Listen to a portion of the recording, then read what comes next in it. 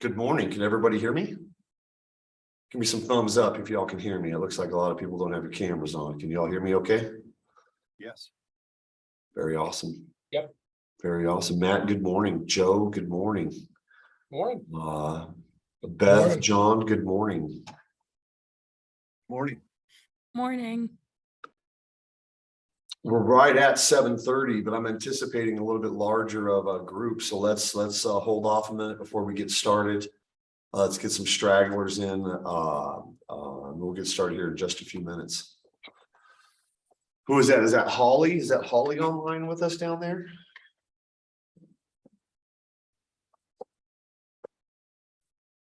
We just got a whole bunch of new technology in the building, and so I'm testing out our new classroom setup. So I'm in the classroom today. Got it. How are you, Holly? I'm good. Good. Are you here? Yep, I'm in my office. Okay.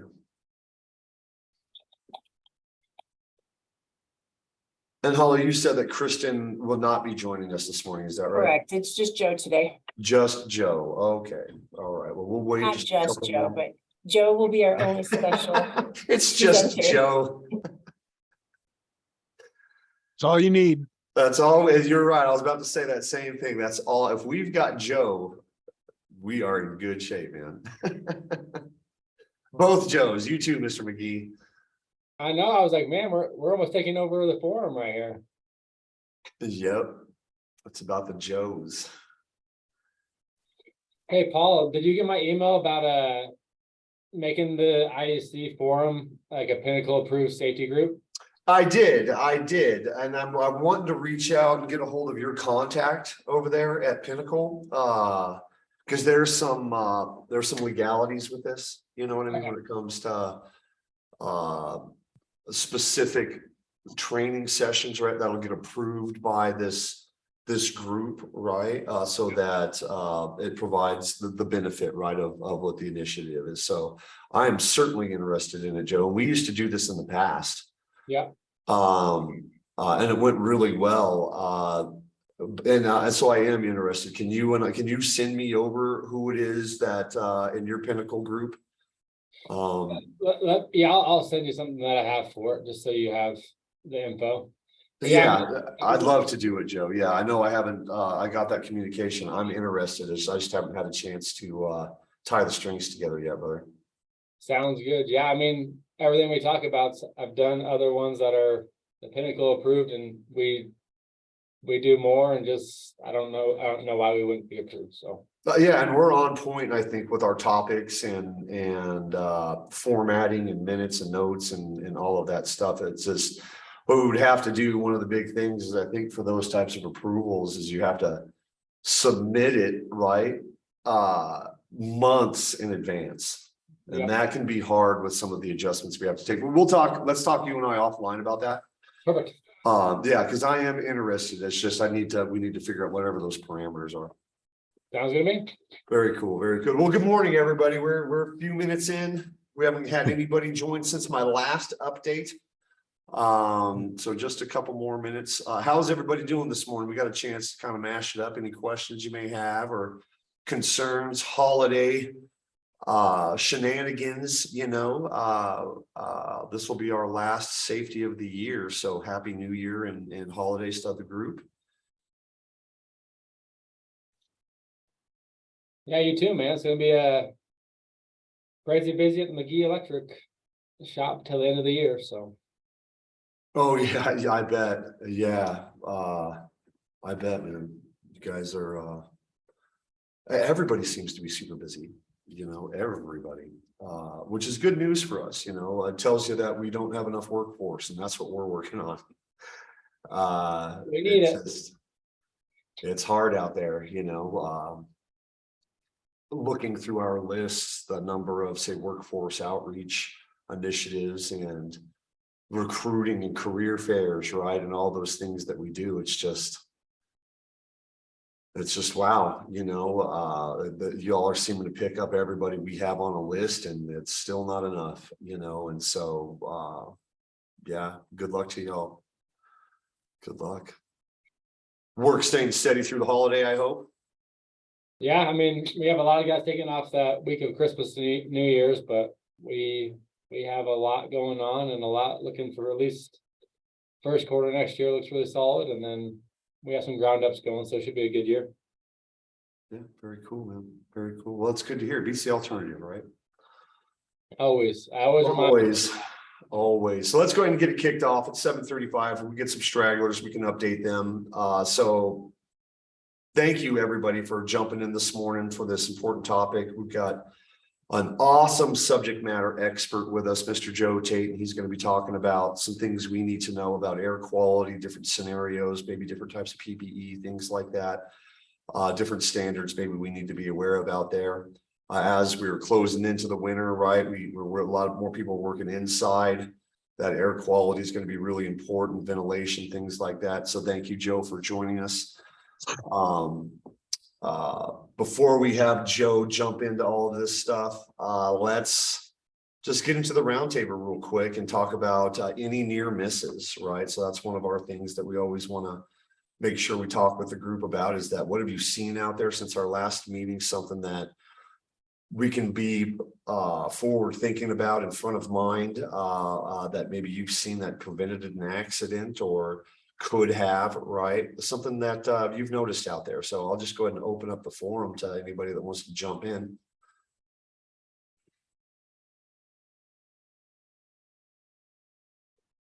It's perfectly safe. It's been pretty quiet at my site, so Yeah. data centers don't have too much in their line of safety violations or near misses that I've heard lately. So, Well, there are some aspects though, Jake or Joe, you know, when you've got those data centers and stuff like that, whenever you have anybody doing any type of service or maintenance in those, right? I mean, it's not just protection for us as individuals, but what about that special equipment in there? You know what I mean? And oh yeah, you know, having to bend pipe and stuff like that and really confine, you make them bend them on the outside of the room and then come back in. Is that how y'all do it?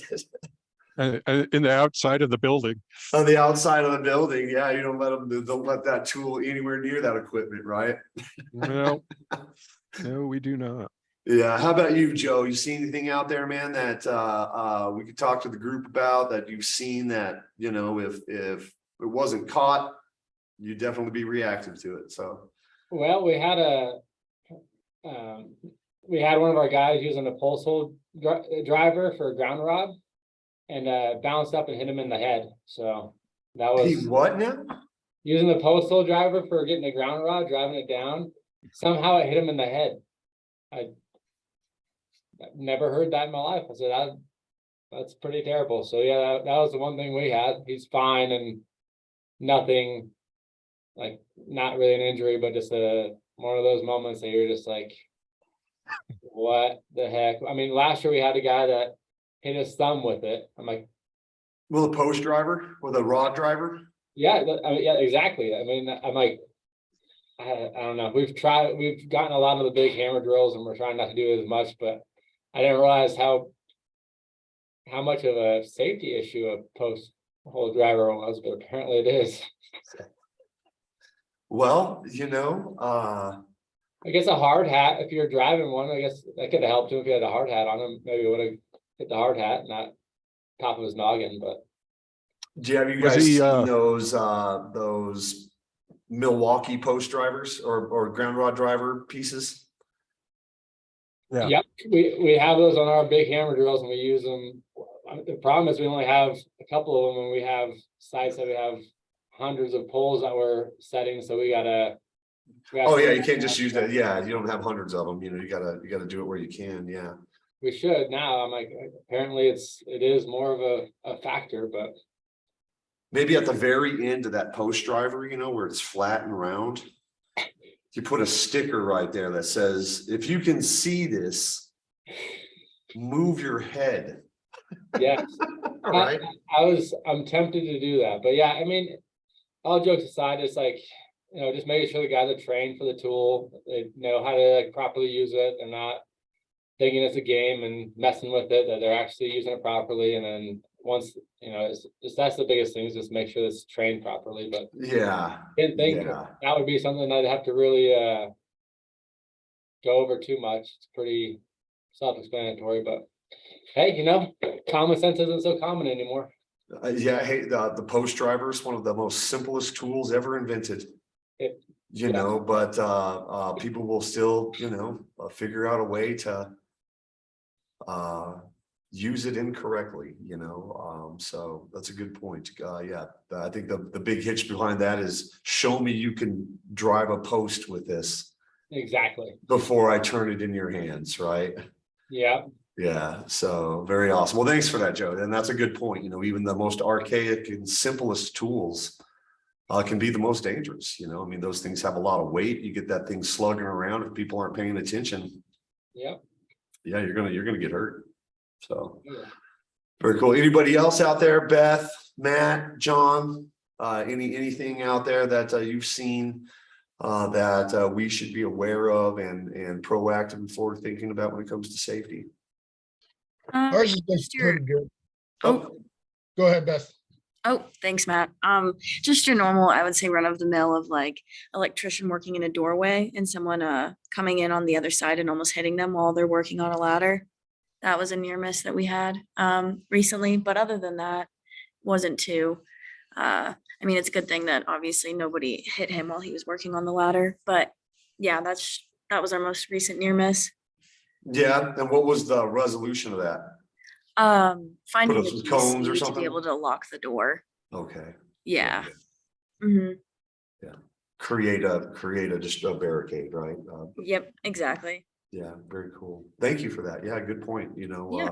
people get flying around on job sites and office buildings and things like that. And if you've got a leg of a ladder sticking out somewhere, that's, you know, it's a good possibility someone's going to hit that. Yeah, definitely. Yeah.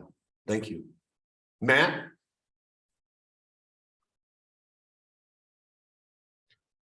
Yes, we have two guys that went home sick from being in a mechanical room because of paint fumes that were put on a swimming pool mechanical room. Yeah, it was the 2 days after the paint was done. There's still enough fumes in there that got them sick, or it's fumes coming out of vent drains that haven't had water put in them for over a year. So Wow. wrote that up. That was with FCI, so they're trying to take care of it with the plumbers and everything else to see what's going on with that. So Yeah. guys are good though. Yeah. Some good ventilation in there, you know. Yep. Yeah, and there's double doors that they can open up on each side to get the ventilation, but with the cold weather, you know, one little heater in there, they keep them closed just to stay warm. Because you know how us electricians are, we're all prima donnas and gotta. We're gonna stay warm if we can. Yeah. That's right.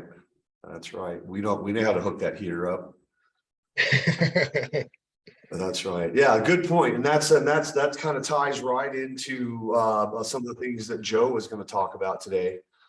When it comes to, hey, what do we need to know? You know, the fundamental things that we can do as far as our crew and our team leadership, right? To do some check boxes for that stuff, you know, because we are enclosing things, right? We don't want the doors open, and fumes is a perfect example, right? Of being aware of your environment. So very awesome. Andy, welcome. Thanks for joining us this morning. Can you hear us okay?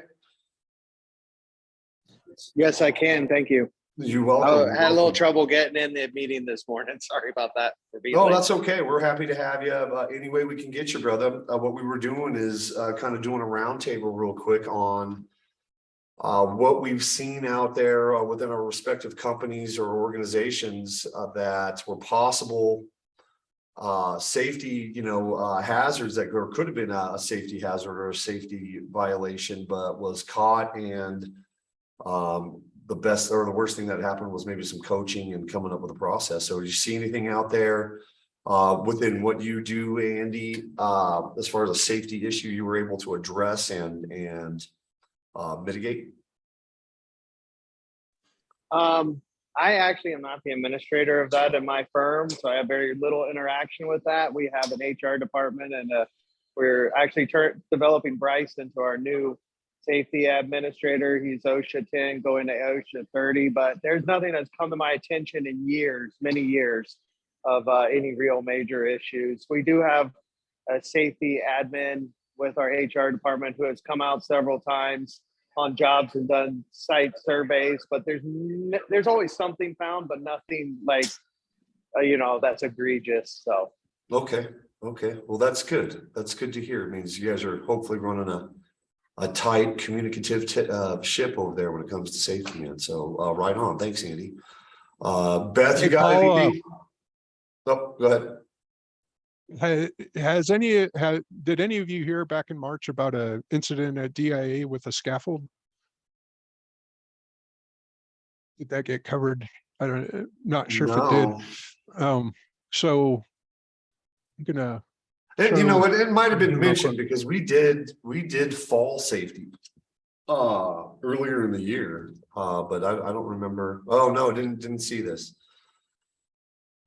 Can you see that?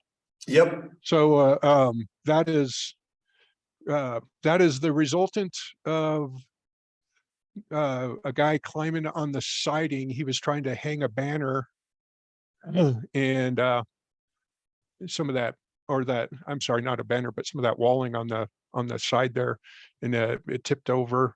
And the guy with the red backpack on, he's the DIA medic. The one guy broke his arm. Luckily, the other one wasn't hurt too badly. They didn't have any harnesses on. They survived it, but just one of those things. You got to be cognizant of overloading one side of a Elevated fork truck, working or a, platform. Yeah. yep, yeah, because those, that's a skinny little device. So, I just thought I'd throw that in there. We saw that come up back in March. So Thank you, Joe, for that. Yeah, that I've seen many safety violations when it comes to scissor lifts.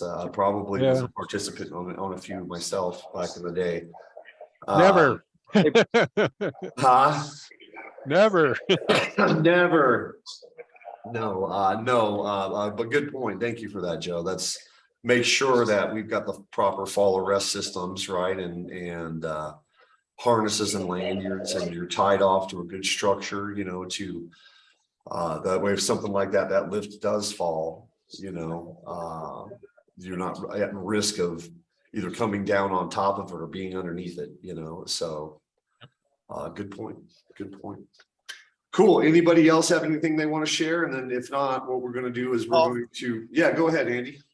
hey, I just wanted to take a second to introduce you to Bryce. This is my son.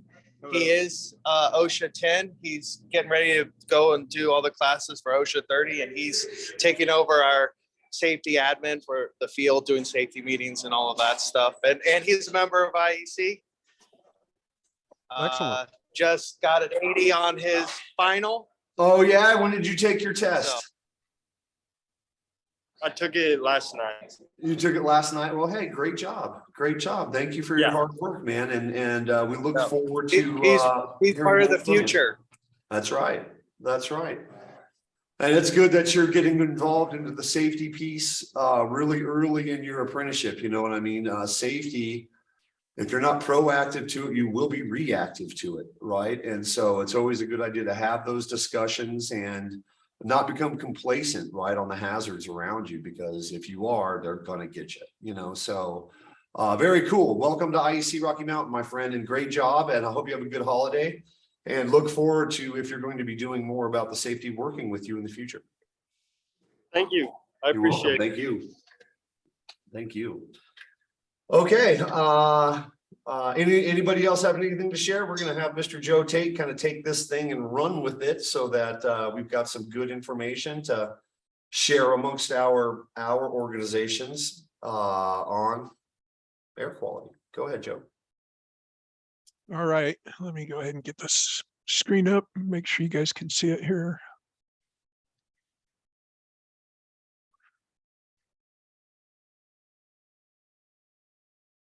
All right, everybody see that okay? I can see you.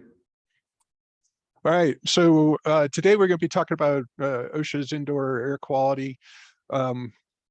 we'll be talking about some of the OSHA standards. They haven't changed a lot over the years. ASHRAE is kind of the big one on the indoor air quality, and ASHRAE governs a lot of the commercial buildings and data center type situations. They've got a lot of the rules and regulations put in place. So OSHA defines it as indoor air quality. And so a short overview, we'll be going over a short overview. Indoor air quality is important because we spend about 90% of our time indoors. Indoor air quality is not a simple, easily defined concept. The principles behind dealing with IAQ problems are a science, but art is involved with dealing with people.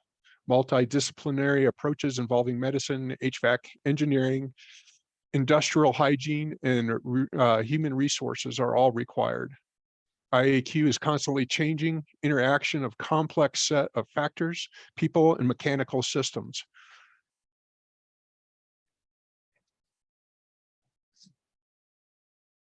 So we'll just be going over some of the standard codes on the respiratory systems and how it functions in relation to inhaling irritants and disease-causing organisms in a building. The biological and chemical contaminations likely to be found in buildings. Biological includes bioaerosols living in fragments. The practical mechanics of conducting IAQ walkthroughs, surveys, and employee surveys, monitoring instruments and types of sampling.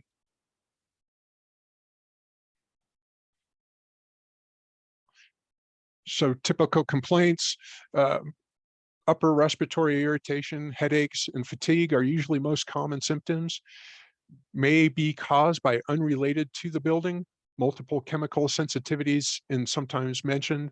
It is controversial. So there is, part of the problems that you're dealing with and what makes us so difficult to tell whether it's actually IAQ or something else. Like some people react badly to different forms of lighting.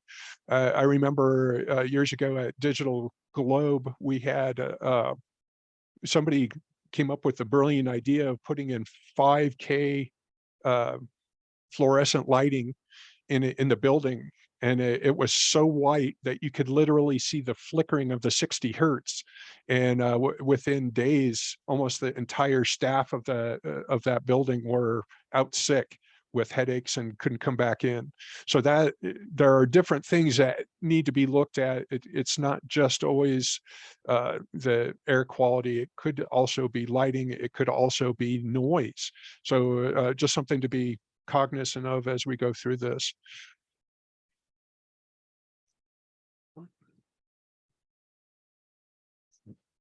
So IAQ investigations may not always produce the concrete reason for the problem noted. Again, other problems might be noise, it might be light related. However, many times deficiencies are seen which could contribute to the problem and seem to have resolved the situation when improvements are made. The two examples on the slide are meant to show the wide range of verifiable to non-verifiable problems. Most problems are in the middle and in terms of finding the actual cause. The next slide shows this range graphically. So obviously bacteria growing in an HVAC system, that would be, that does happen. I'll show you some examples of that here in a little bit. Non-verifiable, I've dealt with people that are just disgruntled and think that the company doesn't care about them and therefore the air quality must suck. And so it can go anywhere from being a real issue to just somebody not happy with their job that they have. So that's just something you got to definitely be aware of. So here, your actual verifiable could be mold spores in the HVAC system being spread due to improper filtration. And sometimes that physical agent may be present in a combination with psychological factors, such as a class of personalities or a perception that the employer does not care about well-being of employees.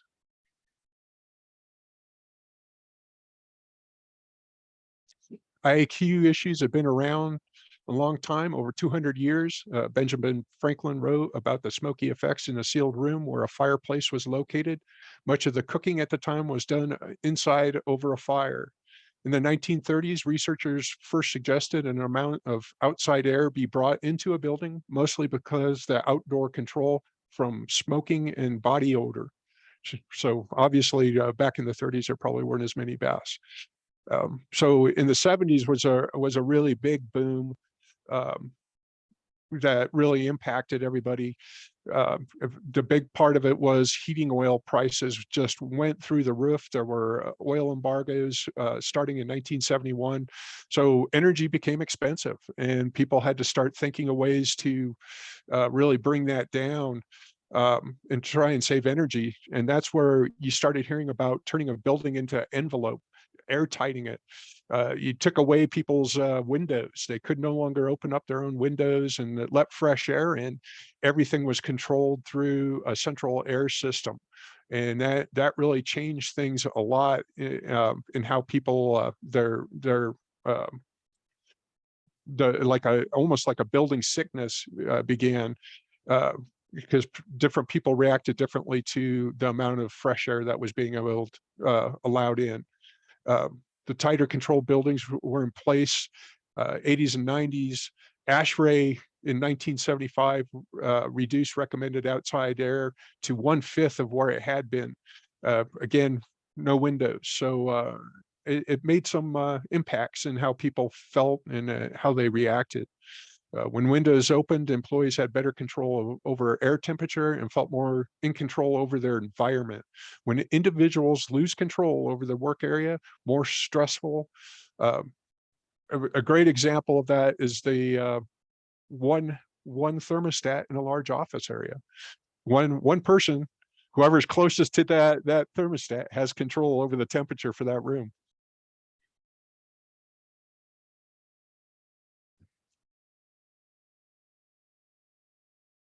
So infectious syndromes, Legionnaires, Pontiac fever, Q fever, humidifier fever, hypersensitivity to pneumonitis. I hope I got that one right. And building related asthma. So a great example, and probably the most famous example that anybody could think of for indoor air quality, occurred at this Bellevue Stratford Hotel back in 1976.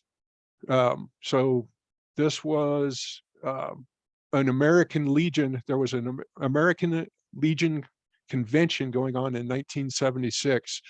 And of the 182 people, or there were 182 people that reported cases of Legionnaires, what became known as Legionnaires. Of those 182 people, 29 of them died. It took 6 months for the CDC to figure out what had happened there.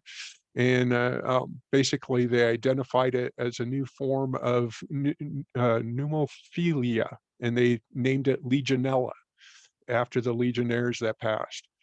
Following the discovery, unexplained outbreaks of severe respiratory disease from the 1950s were retrospectively attributed to Legionella. Legionnaire's disease also became a prominent historical example of an emerging infectious disease.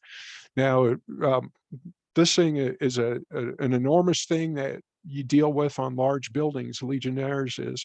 And the reason being is on the large buildings, you have chiller plants and chiller plant to produce your cooling.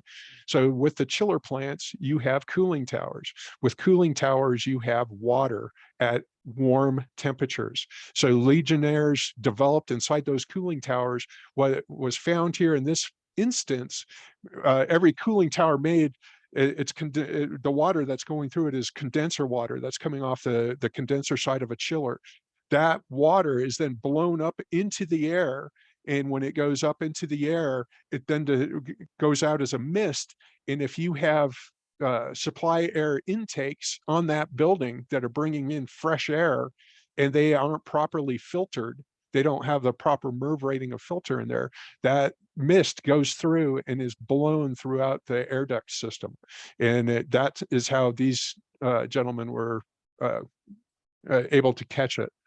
So outbreaks of Legionnaire disease received a significant media attention, but this disease usually occurs in a single isolated cases not associated with any recognized outbreak. When outbreaks do occur, they are usually in the summer and early autumn. Though cases may occur at any time of the year, most infections occur in those who are middle-aged or older. National surveillance systems and research studies were established early and in recent years improved ascertainment and the changes in clinical methods of diagnosis have been contributed to an upsurge in reported cases in many countries. Environmental studies continue to identify novel sources of infection, leading to regular revisions of guidelines and regulations. About 8,000 to 18,000 cases of Legionnaire's disease occur each year in the United States, and that's according to the Bureau of Communicable Disease Control. So it's a big deal, and it's still there. It's not something that's gone away. In fact, during the COVID-19 pandemic, some researchers and organizations raised concerns about the impact of COVID-19 lockdowns on Legionnaire disease outbreaks. And they did find in England, there were 2 people that died from what they called a co-infection of Legionella and of the SARS. Couple incidents in April 1985, 175 people in Stafford, England were admitted to a district of Kingsmead Stafford hospitals with chest infections and pneumonia. A total of 28 of those people died. Medical diagnosis showed it was Legionnaire's disease, and responsible for the immediate epidemic investigation traced the source of infection to air-conditioned cooling towers on the roof of the Stafford District Hospital. So they actually got it from the hospital. In March 1999, a large outbreak in the Netherlands occurred during a Westfire Flora flower expedition in Boving. I can't even pronounce the name of the city. Boving Purcell. 318 people became ill and at least 32 people died. This was the second deadliest outbreak since the 1976 outbreak, and possibly the deadliest, as several people were buried before the Legionnaire's disease had been diagnosed. The largest outbreak, the world's largest outbreak of Legionnaire's disease happened in July 2001, with people appearing in a hospital on 7 July in Murcia, Spain. More than 800 suspected cases were recorded by the time the last case was treated on July 22nd. They believe 636 to 696 of the cases were confirmed. And they believe that a total of 16,000 people were exposed. That means 16,000 people in that building had potential of coming in contact with that mist from, and again, this was cooling towers. In September 2005, 127 residents in a nursing home in Canada became ill. Within a week, 21 of the residents had died. So it's a serious thing. It's probably the most serious of any of the indoor air quality situations would have to be Legionnaire's.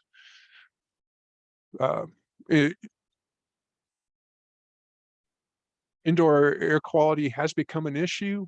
Tighter building construction methods were advised. In-house construction, now you see house wraps. Tight buildings are not necessarily bad if managed correctly, if some fresh air. However, many buildings managers tried to keep all outside air from getting into buildings, and standard setting organizations recommended much less outdoor air ventilation. So any guys that are familiar on the construction side, you with the air handlers you're putting on the roofs, you have your supply air units that you put up on the roofs of buildings, and you also have makeup air handlers, MAHs. The makeup air handlers are the ones that push in fresh air and keep that running. Some supply air units also do that, but a lot of building managers will tighten those down, the return air off those, so that they're bringing in if they tighten up the supply air, excuse me, the fresh air inlet, then it costs them less money to keep the air treated if they're running strictly off return air. So keeping a building positively pressurized with fresh air is always one of the big things in new construction, and it's all part of the HVAC balancing of the systems. Let's see, some states actually made grants to school systems in the 70s to block off fresh air from coming into schools as part of a money-saving strategy. And I'll show you some examples of how that paid back very badly. Another reason for concern about IAQ is greater expectations about working conditions.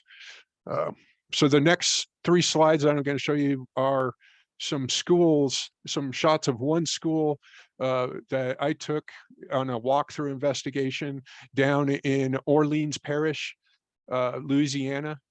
These are all from one school, but I want you to look at this, and you can see how this situation came to be. I'll never know, but if you look at this picture here, you can look at that, the roof of this, or the ceiling on this school. This is just a general hallway that the kids would pass through. These are K through 7 students, and look at the mold on that roof. That's black mold, folks. That is some bad stuff. Here again, just looking at these network boxes on the wall that the kids would plug into, you can see the black mold spores on the roof or on the wall here.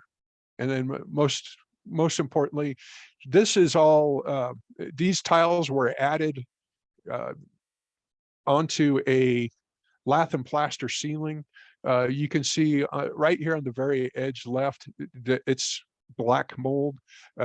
We had to tear this entire ceiling out to get this cleaned up when we did the remediation on it. Mold was the biggest problem we had for remediation. It was everywhere in this school. And a big part of that was the school had, in the 1970s, they replaced the windows in each classroom with solid pane glass, so the students or the teachers could no longer open and close the windows. The classrooms were kept at a nice toasty 82, 83 degrees Fahrenheit throughout the summer, with a very high concentration of humidity. There was a central air plant that was put in, but it mostly only impacted the cafeteria, what they call in the South a cafeterium, which is an auditorium combination with a cafeteria. So kind of a bit of a mess, not really great stuff, but it happens. And we'll see ASHRAE. The interesting thing with ASHRAE is in the summer, they actually say up to, I believe, 81 degrees Fahrenheit is normal, with a pretty high humidity inside a classroom. And that's because of the South, where it's harder to control it. Importance of IAQ. Obviously, it's going to be productivity. If people are sick, if they've got headaches, coughing, that's going to bring down their ability to be productive in a work environment. Obviously, also, it's going to bring down the price of your property if you have indoor air quality issues. It also could lead to potential liability issues if people are sick, or if they sue over getting some kind of disease like Legionnaires inside a building. Good IAQ enhances occupants' health, comfort, and morale. I think that's a pretty well stated document right there. To impress on top management the need for good air quality, you need to focus on how much money is being spent on the salaries of employees compared to the amount that is spent on the environmental services for those employees. In most cases, only 1% of total cost of staffing a building are related to the energy cost. Spending a little more on having a good indoor air quality can produce large dividends in employee productivity. And so I've worked in some older buildings where we've had issues with air quality in the past, people complaining about it. You can see that it drags them down. It's definitely a very beneficial thing for employee happiness and well-being to have that good indoor air quality. As we've learned in the COVID-19 days, socially distancing and proper sanitation can make a difference on inside air quality. Just yesterday I was watching the news and they were saying that the flu is on the uprise really big over the last 2 years. Well, guess why I was down for the last 2 years? Social distancing. We were cleaning after ourselves. We were wearing masks. So obviously that social distancing and can make a difference. Properly designed mechanical systems, proper MERV ratings on air filters, placement of cooling towers near supply air sources, testing of cooling tower water. That's one of the things I always enforce on my sites is I make sure that the water's tested every 6 months for Legionella. Proper treatment of closed loop HVAC systems and proper treatment. So on the condenser side, you want to make sure that you're treating your compressors and chillers with a rid line, which kills all green bugs, and that's a big help. Well, and a lot of sites also treat with UV lighting the water system so that they don't have any of those bugs growing in there. So there's a lot of things you can do that aren't overly expensive to gain some benefits on this. Oh, let's see. Sorry, fast on the mouse clicker. So IAQ cost benefits. So productivity is definitely a cost benefit when you got the happy employees and not disgruntled employees. Other issues can be confused with IAQ. Again, I would go with that indoor lighting and noise levels.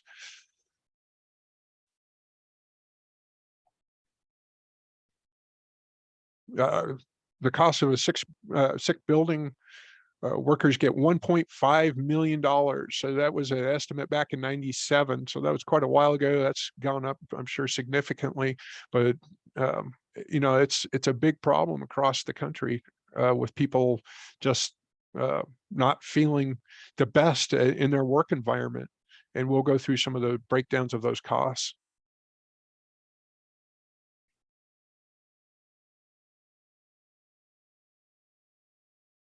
The annual IAQ cost, and this is determined by the EPA, is believed to be $60 billion a year.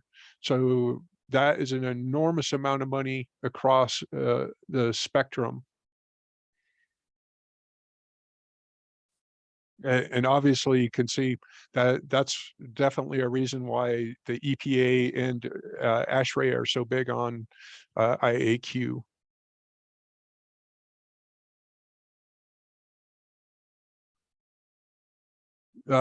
So here, total cost estimates. This is based on several things. The material and equipment costs, that's considered damaged materials from air that's been that is not clean or has not been sanitized. You get mold, you get paint that chips due to humidity, carpeting that develops mold, tiles that warp and develop mold, ceiling tiles that develop mold, HVAC equipment develops really dirty, filthy contaminants inside of them that have to be cleaned out, especially if you are trying to bring some of this around. Filtration and of course filtration and cleaning of ductwork. And then direct medical costs, of course, would be your doctor visits from people that suspect they have an illness caused by IAQ. Legionella would be a good example of that. Now, indirect medical costs are going to be a little more interesting. If somebody is in a building and they believe that they're sick, that the IAQ is bad, and they have a reason for believing that they need to go to a doctor, oftentimes in their complaints, they'll talk about these problems with other folks that they're working with. This, of course, brings around the other people starting to feel the same possibly these same sicknesses, and it causes a kind of almost a mass psychosis. So that can lead to the indirect costs. So it's just, it's something to watch out for, obviously. And I've seen those. A good example of those mass psychoses would be the, I've had people in the past in some of the buildings I used to work in their office space, they would say that the temperature, they would disagree with what the temperature is, even when you show them a meter with the ambient air temperature of their office being right at 73 degrees. That's where I usually like to keep the temperatures at. They believe that it's way colder or way warmer, and they want us to do something about it. Back in my younger days, when I was a little more mischievous, I would install a dead thermostat in their office. And I'd be like, okay, you're in control of the temperature in your office. I'd never get another complaint. So a lot of that is just belief, something that's in their head. So it's something you need to, that's important to watch out for. Material and equipment damages. So Bell Communication Research found that per incident, and this could be anything from, you know, a filthy supply air source bringing in mold spores and that contaminating carpets and ceiling tiles, they would run anywhere from $10,000 to $380,000 per event. So it's some big money involved in this. Poor IAQ average, here is a breakdown of and how they figured this out. Average cost per office visit, estimated workforce amongst that estimated workforce comes out to $614 million a year. So it is big money dealing with that. The indirect costs, loss of production, investigation time,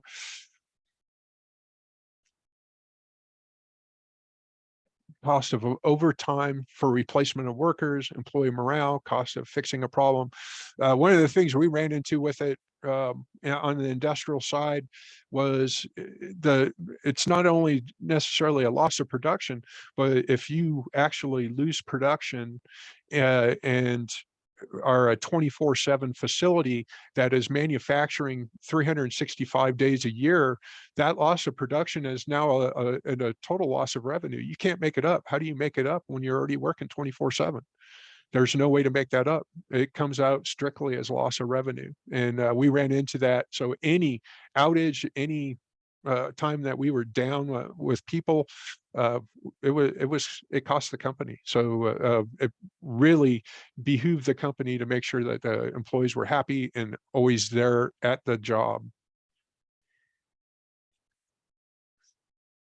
Sick building cost assumption, 1% AIQ related absenteeism rate, that's 300,000 or 300 annual productivity losses per employee. So you think about how many employees you have, how that can impact.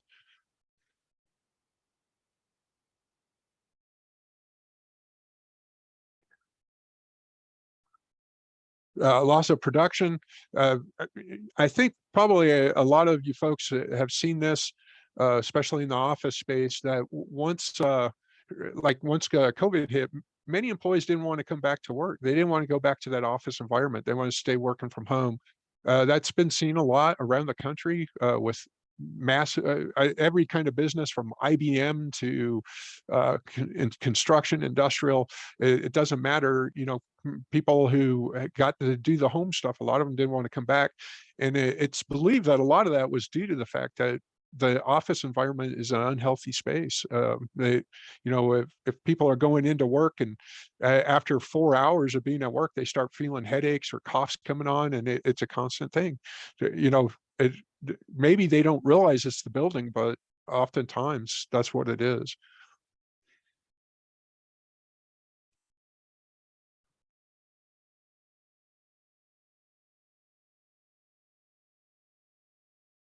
Lost production, again, EPA concluded average production loss of 3% due to poor IAQ, equivalent to 14 minutes a day lost in work time, average of 0.6 added sick days to the worker.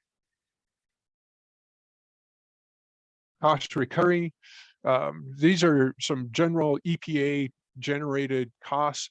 Basically, what they conclude or what they come up to is that the cost of energy to keep your employees safe and healthy and well at a good temperature is basically costs about 1% of the loss that, or 1% of the money that you would lose with employees being out sick. So usually less than 1% of personal costs. A good example, of course, is our MERV rating system. Now, the MERV rating, these are the filters that go into your supply air that brings in fresh air into your building, as well as this also covers your makeup air handlers. Now, typically, what you'll see is a MERV 8 will be your pre-filter. Your air will come in, it'll hit a MERV 8 filter. You can look there. That covers mold spores, cooking dust, hairspray, larger particulates. And then once it goes through there, the air will be either cooled off or heated up, whichever, depending on what time of year it is. And once that is done, it will go through a final filtration system. We usually use a MERV 14, which is pretty stringent. It gets almost everything out of the air. And that MERV 14 will then from there it will dump down into the building itself, and that's where people will be exposed to it. So making sure you have the proper filters will help out a lot with the indoor air quality.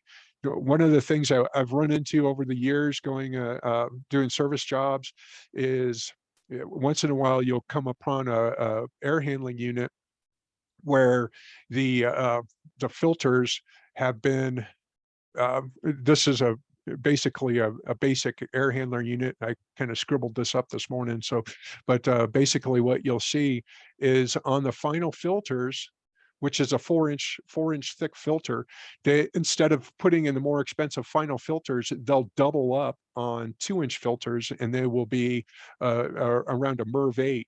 Well, they'll think that if I double up on it, it turns into a MERV 16. That is not correct. It's still a MERV 8. All it does is restrict airflow, which is not good. So you want to make sure you're using the right filters on your air handling systems.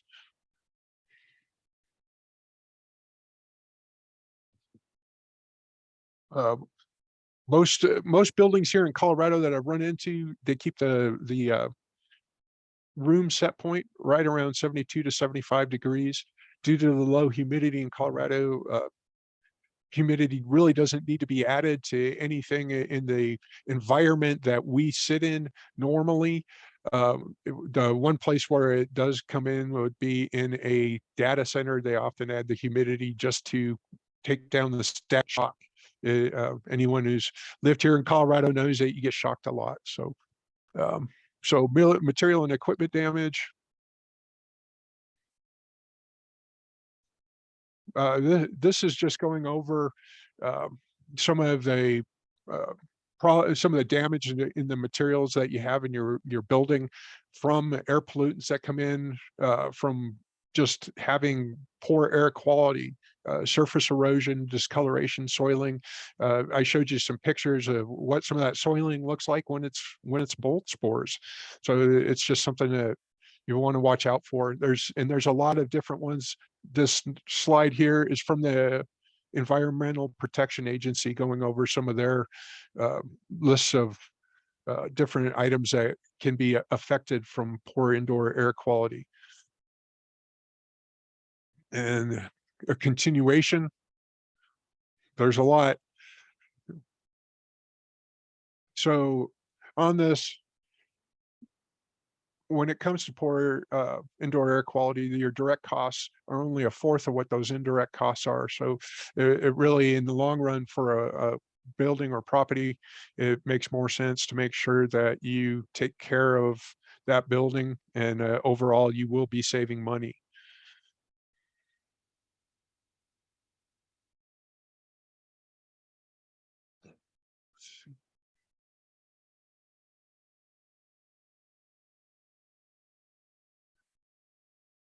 So injury and illness costs, of course, you got medical, and then your compensation costs and insurance costs for people going and having to visit the hospital often. And this would be especially true for something on the line of Legionella and or something as much as asbestos in a building, which and the airflow of things could be another serious problem that you would have. Ledger costs, building damage, tools and equipment damage, product and material damage, production delays and interruptions, legal expenses, expenditures of emergency supplies and equipment, interim equipment rentals, and investigation time. That investigation time can be very big because it usually starts within your building with your facility group having to do investigations. And then if they cannot find out what's going on with it or why there are these problems, that often leads to specialists coming in with specialty equipment looking for whatever's causing this issue. And there are meters out there. I think I've got one in here somewhere, a photo of one that do measure the air quality inside of a building.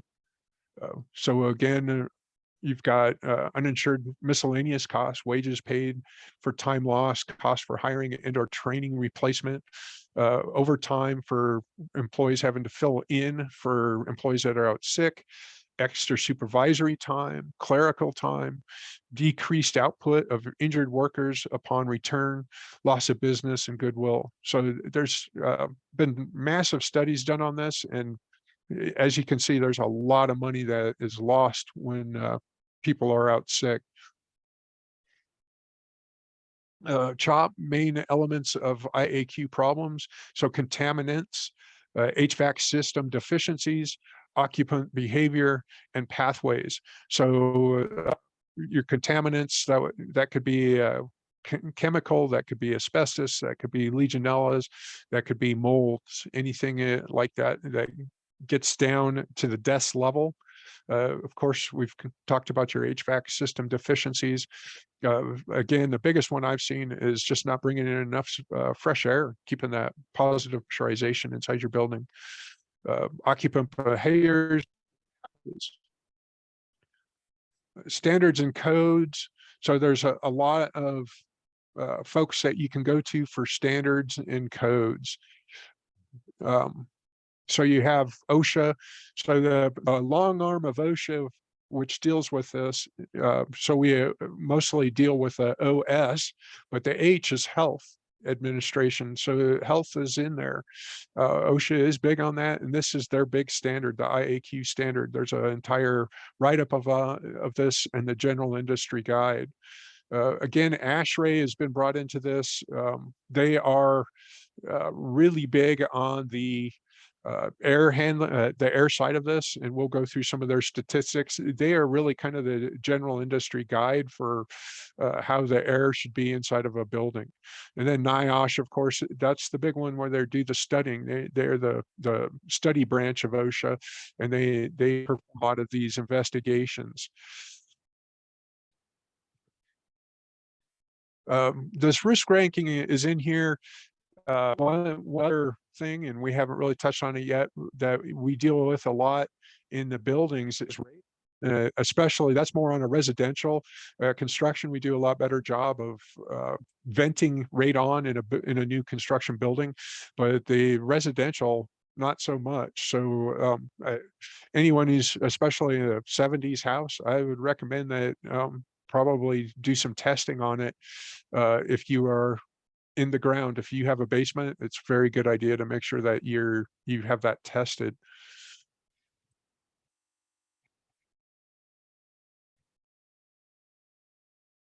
This next slide. So this is what OSHA is basing their requirements on. Their requirements are based on health effects of a healthy adult, exposure over 8 hours a day over a working lifetime. So that's where they take their basically their potential exposure limits and their threshold limit levels. That's where they set these from based on that.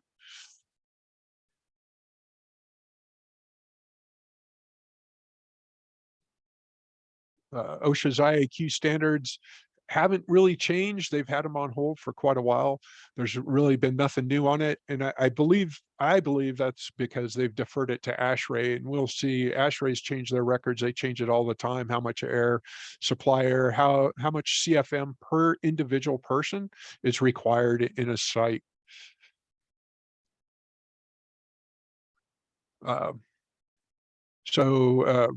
NIOSH, of course, the research arm of OSHA, health hazard evaluation provide a unique, valuable info on building-related illnesses, provides useful specific guidance on CO2 levels.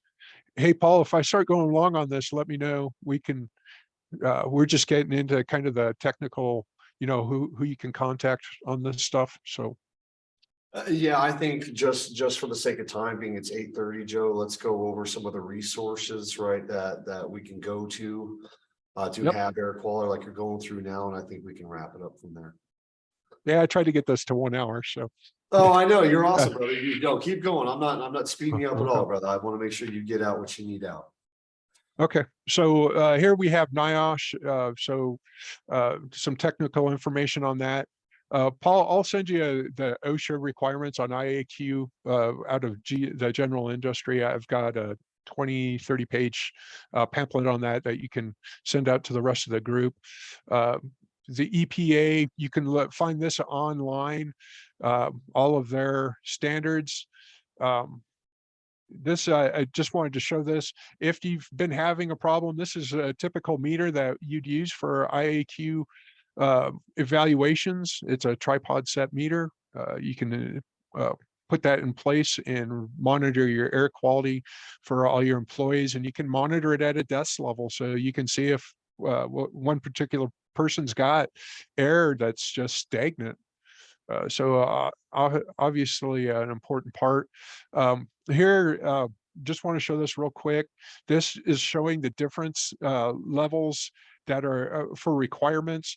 You can see OSHA's got very high limits for their IAQ, whereas ASHRAE, you look at ASHRAE, it's very minimal limits. They keep that really tight, and I think that's why ASHRAE's really become the standard to go to. So here, these are the pages within ASHRAE where it talks, it gives you all of your temperature guidelines. So you can get this. This is just refrigeration and air conditioning. It's easily attained, and you can find it online. You can just do a Google search of ASHRAE and it'll pop up. And then some temperature guidelines. I'm just trying to see if there's anything else pertinent on this ASHRAE. So here, just showing some of the guidelines. Basically, their guideline is to satisfy 80% of the occupants in a building, and make sure that they're not coming in contact with contaminants or getting sick. This just shows some real quick, some differences in the CFM, and this is per person in a non-smoking area. You can see in 1981, they choked the CFM of fresh air down, and then they've brought it back up in 1989 through 1999. This is 1999 afterwards, just showing reception area, conference rooms, office space. All you guys know about air balancing. I'm sure you've dealt with it on new construction sites. This is what they're looking for to make sure that you have the proper CFM in all of these sites. And this is just a quick example of a room. This room has a return block. The return is blocked in here. And so whenever there's people in here, the carbon dioxide level raises up past the 1300 that is allowed by ASHRAE, and definitely is caused a problem. And they've seen musty odor, stained tiles, plants and pets that are not healthy. And let me see if there's any more. I'm just trying to see if I've got any. I think that's pretty much it, Paul. Again, I'll send over that OSHA side of things, and we'll get that over to you so you guys can spread it out. Does anyone have any questions on any of this? Did you have this IAQ presentation broken out, or is it pretty lengthy? It can get pretty long. Okay. Because I can go, I've got a respiratory side to it as well, and so there's of 200 and some odd slides.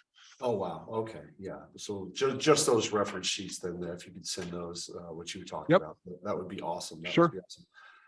Anybody have any questions for Joe? Thank you so much. Really good information, things that we might not normally think about, and that's the first history lesson on Legionnaires that I ever had. So thank you so much. I learned definitely something new today. So I appreciate that, Joe. Anybody have anything that they want to comment or have questions on? Thank you, Joe. Yep, no worries. I'm making it easy on us this morning, huh? Yeah. Okay, well, just a real quick update first. Just wanted to say, as we break today, this will be the last forum for safety that we'll have till the new year. And speaking of the new year, I just wanted to go over our kind of schedule we have planned for 2024 in January. So just here next month, we're gonna hear from OSHA. We're gonna have OSHA come in and give us an update on the big stuff for 2023 and what kind of they have in the crystal ball as far as what they're going to be looking at in 2024. February, we're going to cover lockout, tag out, and electrical job site safety. March, we're going to do ladder ergonomics. April, trench and land movement safety, what we need to know there when we're doing our ground digs. In May, we're going to do the OSHA stand down for fall prevention.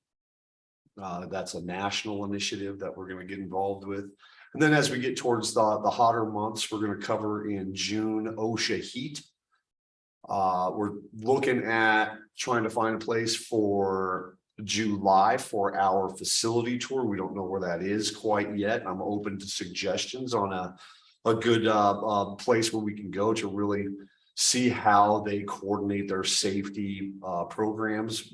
Usually it's a lot of areas of gathering, right, in public gathering. So those OSHA, or not those OSHA, those safety protocols and guidelines that they have are good to know for some of our smaller contractors and companies to facilitate in their organization.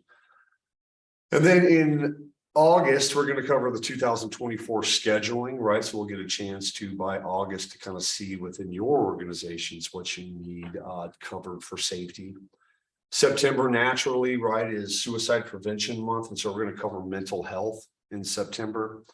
And then we start getting into the winter months. And so in October, we're going to cover winter driving and fleet management. So that we're safe out there on stowing our vehicle stuff, what preventative maintenance can we handle and how we can be proactive with our fleet so that when conditions are not favorable, they've got some guidelines. And then we don't ever have safety in November. So in December of next year, we're going to cover arc flash. So that is the 2024 kind of calendar. We are always open to suggestions or other safety related topics that's important to y'all as IEC Rocky Mountain affiliates. And so let us know what you'd like to see, and we can see if we can get something put together for you. Paul? Yeah. Hey, the only, and I'm just asking, it seems to me, I remember that there was last year during some of the fall protection discussion that there was going to be a new standard in January or February for harnesses, that they were going to be relabeled and they would have to have that new standard of label updated. So a lot of companies will need to replace their harnesses in fall protection. Do you recall there was that? something out there like that. We can cover that. Okay. Yeah, in fact, we can probably, when we go to do it, that's something we can probably do a icebreaker on for ladder ergonomics. Okay, when it comes to working from an elevated area, and then really start facilitating it more for the stand down for fall prevention. So good point, Joe. We'll take a look and see what that new standard is. And also we'll have OSHA with us on January. So it'll be a good resources for us to be abreast of. So good point. Thank you. Yep. Any questions on any other scheduling or any other topics that you think would benefit this awesome group? You are making my morning way easy. Way easy. Well, awesome. Well, hey, thank you all again so much for your time this morning. Hope that you can take this information back to your group and really, you know, implement it within your processes and safety, you know, guidelines. And I hope everybody has a Merry Christmas or Happy Holidays and Happy New Year. And we'll see you in January. To you too, Paul. Thanks, man. Yeah, thank you, Bye. Joe. Thank Thank you, you. Joe. Thanks, Beth. Thanks, Matt, John, and Mr. Bahrain. Holly, thank you so much for being on the backdrop here and handling all of our notes and minutes and everything. So we appreciate it. You all have a wonderful rest of your year. You as well. Thank you, guys. Thank you. Thanks, Joe. We appreciate you, bro. Thanks, man.